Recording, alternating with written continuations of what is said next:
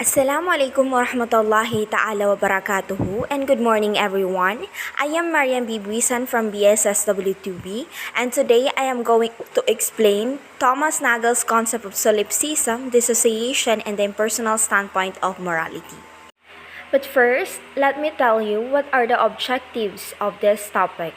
First one is to know who is Thomas Nagel, and the second one is to know what is the concept of Thomas Nagel in terms of solipsism, dissociation, and impersonal standpoint of morality. So, who is Thomas Nagel? Thomas Nagel is an American philosopher and he was born on July 4, 1937. He was a university professor of philosophy and law at New York University. Thomas Nagel is known for his critique of material reductionist accounts of the mind, particularly sa kanyang essay na What is Like to be a Bot noong 1974. So now let us proceed. What is solipsism? Solipsism is the view or theory that the self is all that can be known to exist. In short, extreme egocentrism or pagiging makasarili. In a solipsistic position, a person only believes their mind or self is sure to exist. The concept of solipsism ay hindi pagkakaunawaan or pansariling pangunawa o standpoint, where solipsism is also called as desist. This is part of self-existence theory or the view of the self. Solipsism as a belief is about the self perceiving the world as what the self believes the world is. As what I have said earlier, ang solipsism is pagiging makasarili where you are only viewing on yourself. According to Nagel, prudence is dependent on the interpretation of the system of timeless reasons. The word prudence means kabutihan or pagkukusa. This word defines a lot. Pwedeng care o pag-iingat sa ibang tao, or moderation o pagtitimpi sa tao, but the point here is how you act accordingly. Ang prudence daw ay nakadepende sa pag-unawa or pag-iintindi natin, pagkakaintindi natin sa system na walang katapos na dahilan. But what is the point of Nagel here? Sabi ni Nagel, ang objective reason pati timeless reason ay nakadepende sa pagkakaiba ng concept ng tao sa kanyang sarili. Nagel, however, does not argue that one's present self must be identified with one future self. Ang ating kasalukuyan ay yun din ang ating hinaharap. What we are doing right now, you're doing on your future. Dahil doon, nakadepende ang pagiging mabuti kung paano natin nakikita ang ating sarili sa ating mga ginagawa. Now, in order to understand the objective reason, which is ito yung universal reason, which are applicable sa lahat upang maging porsigido ito sa kanyang gustong gawin. So, ano nga ba ang universal reason?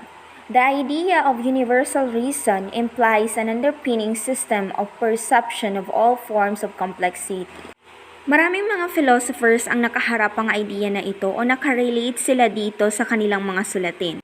Or pangkalahatang dahilan or should we say may sense para sa lahat ng tao. Because of this, nabibigyan ng kabuluhan ng mga gagawin nito dahil ito ay nangangailangan ng impluensya sa ibang tao upang tumugma sa transmission of reason over time. Ibig sabihin, ang ideya sa objective reason ay napakarami.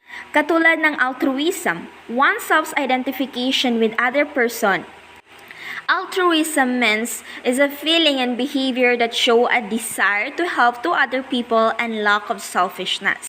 Hindi total sinagel sa idea na oneself must be identified with one future self. Ang gustong iparating ni Nagel is dapat iisa lamang ang identification ng iisang tao or individual sa maraming tao. Kung anong buhay meron ka ngayon, isipin mong sayo yan. Sa iisang panahon, hindi napapaloob dito ang idea na dapat ang mabuhay ka sa katulad ng iba.